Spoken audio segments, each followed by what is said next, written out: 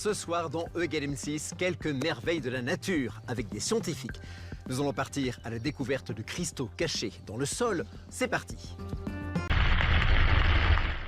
Découvrons des trésors cachés dans le sous-sol, les géodes. Des cailloux qui renferment de merveilleux cristaux. Regarde comment c'est trop beau à l'intérieur. C'est tout plein de cristaux. Et partons à la chasse, Hop! dans une mine qui en recèle de magnifiques, les améthystes et leurs belles couleurs violettes. Ah, il y a des beaux cristaux là. Waouh! C'est quand même extraordinaire. C'est bien, il est bien violet. Les entrailles de la Terre recèlent de nombreux trésors et parmi ceux-ci, il y a les géodes et les cristaux. Comment se forment-ils? S'agit-il de pierres précieuses? Dans quelle région de France peut-on en trouver? Je vais partir à la chasse aux cristaux avec des spécialistes qui vont tout nous révéler. Suivez-moi. Ne vous fiez pas à son apparence quelconque, ceci n'est pas un simple caillou. À l'intérieur se trouve un trésor caché. De merveilleux cristaux. Calcite, quartz, améthyste sont de véritables œuvres d'art cadeaux de la nature. Sur Internet, il est très facile de commander de petits cailloux creux qui cachent des cristaux, des géodes. Margot, qu'est-ce que c'est? Bon, viens. Et voilà une belle surprise pour Margot et Léonard. Wow, c'est quoi ces trucs? Des lunettes de protection, un petit marteau, Je suis prête. et nos apprentis géologues sont équipés pour les ouvrir. Regarde comment c'est trop beau à l'intérieur. C'est tout plein de cristaux. On dirait que c'est comme de la glace. Il y a même des trous Ça ultra brille. profonds. Ça brille. Acheter de magnifiques cristaux sur Internet, c'est un peu trop facile au goût de Mac. Lui, c'est dans la nature qu'il veut en chasser. Direction l'Auvergne, où se cache une variété très prisée, l'améthyste et sa belle couleur violette. Il rejoint 2 chasseurs de cristaux. Oula, Jonathan, Magali, bonjour. Bonjour. Bonjour. attendez, là vous êtes en train de chercher des cristaux, c'est ça? Tout à fait. Tout à fait, oui. Parce que ce que je vois, on dirait de l'améthyste, c'est ça, non? Tout à fait, c'est ça. Attendez, il faut que vous m'expliquiez exactement où on se trouve. Ici, on est dans votre mine, c'est ça? Oui, la mine de Pégu. On l'a racheté tout simplement parce qu'on savait qu'il y avait de l'améthyste. Et faut dire, eh bien, c'est une passion qu'on a depuis très très longtemps avec Jonathan. Mais vous êtes les premiers à trouver de l'améthyste à cet endroit? Non, on n'est pas les premiers, ça date de très très longtemps. Depuis le Moyen-Âge, régulièrement, des gens sont venus dans le coin, dans le secteur, pour en chercher, en récupérer. Incroyable! Il y a plus de 5 siècles, nos ancêtres cherchaient déjà des améthystes ici même. Alors, ça se présente comment? En arrivant, j'étais frappé par ça, là. On voit une sorte de veine, ici. Ouais, voilà. Ça, c'est de l'améthyste? Voilà, c'est un filon d'améthyste. Mais comment ces cristaux peuvent-ils se développer à l'intérieur de la roche? Donc il faut s'imaginer, il y a de ça des millions d'années, Oui. qu'il y avait une faille, une fissure. D'accord. Donc le jus minéral est remonté dedans, il s'est refroidi gentiment, et petit peu par petit peu ça a cristallisé, et ça nous a formé le filon. Pour mieux comprendre le mystère de la formation de ces cristaux, rendez-vous à la collection des minéraux de Sorbonne Université avec Jean-Pierre Laurent, minéralogiste.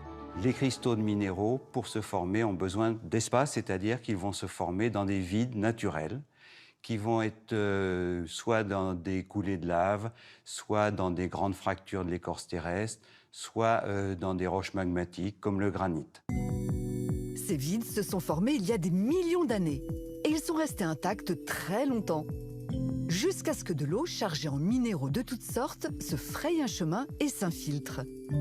C'est le début de la cristallisation. Le cristal va se former dans les vides à partir du moment où il aura de l'eau et des sels minéraux dissous. Ce sont des atomes qui vont s'agglomérer les uns avec les autres, suivant des lois physiques bien précises. Les cristaux aux formes géométriques qui nous émerveillent ont donc besoin d'une cavité pour se développer. C'est le cas des cailloux creux, les géodes, ou alors des failles qui forment des filons. Et en France, où peut-on en trouver? On peut les trouver dans beaucoup d'endroits et beaucoup de terrains géologiques, dans les terrains un peu anciens. La Bretagne, les Vosges, le Massif central, bien entendu, les Pyrénées ou certains endroits des Alpes. Mais l'essentiel des cristaux ne se trouve pas en surface. Ils sont cachés, enfouis sous nos pieds. Justement, Max va partir explorer la mine d'améthyste de Magali et Jonathan. Bon, allez hop, pop, pop, on y va là? Ah non, il faut mettre le casque avant. Ah bien sûr, aucun souci. Hop. Casque sur la tête, Max se lance à la recherche de la fameuse améthyste. Ah, il y a des beaux cristaux là, hein. Waouh! Ah, c'est quand même extraordinaire, hein. C'est bien, il est bien violet, hein. On en sort des choses, hein. Un véritable trésor. Cela fait 13 ans que nos deux passionnés creusent leur galerie. Actuellement, elle s'étend sur 11 mètres, à plus de 10 mètres sous terre.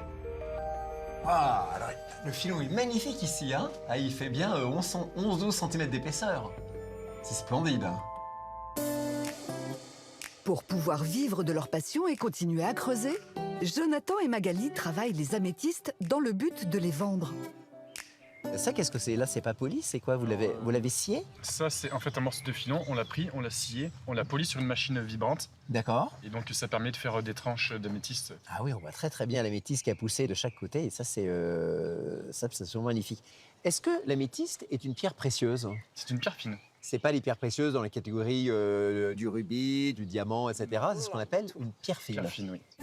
Une pierre fine très prisée pour sa belle couleur violette. L'améthyste, c'est en fait une variété de quartz. Et des quartz, il y en a beaucoup dans la nature. Alors, qu'est-ce qui fait varier leur couleur? Le quartz change de couleur, disons qu'il peut prendre pratiquement toutes les couleurs de l'arc-en-ciel. Le quartz pur, composé de silicium et d'oxygène, est incolore. En ce qui concerne l'améthyste, elle contient des traces de fer. Et c'est ce fer qui donne au quartz cette teinte violette. La couleur des cristaux dépend donc du type d'élément chimique qui s'infiltre, en même temps que l'eau, au cœur de la roche. Autre phénomène incroyable, les faces parfaitement géométriques des cristaux. Comme si on les avait sculptés et polis. Les formes géométriques s'expliquent par l'arrangement des atomes dans l'infiniment petit. La nature a horreur du désordre. Plutôt que d'empiler les atomes n'importe comment, eh bien, elle va les disposer de façon régulière, suivant des cubes, des parallélépipèdes. Nous vous avons montré des petits cristaux, des plus gros. Mais que pensez-vous de cette forêt de cristaux géants? C'est la grotte de Pulpi en Espagne. Cette cavité spectaculaire en forme d'œuf mesure 8 mètres de long et près de 2 mètres de large. Impressionnant, non? Plus surprenant encore, c'est le temps de formation de ces cristaux géants.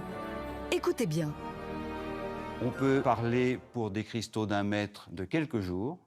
Pour des cristaux millimétriques, ça peut prendre des semaines, des mois. Et là, il n'y a pas de règle générale. Ça dépend de chaque milieu. Parfois, il faut des millions d'années pour que les cristaux se forment à l'intérieur des géodes.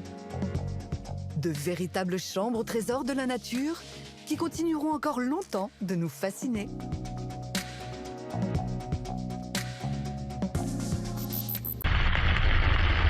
Et voilà, E = M6, c'est terminé. On se retrouve la semaine prochaine.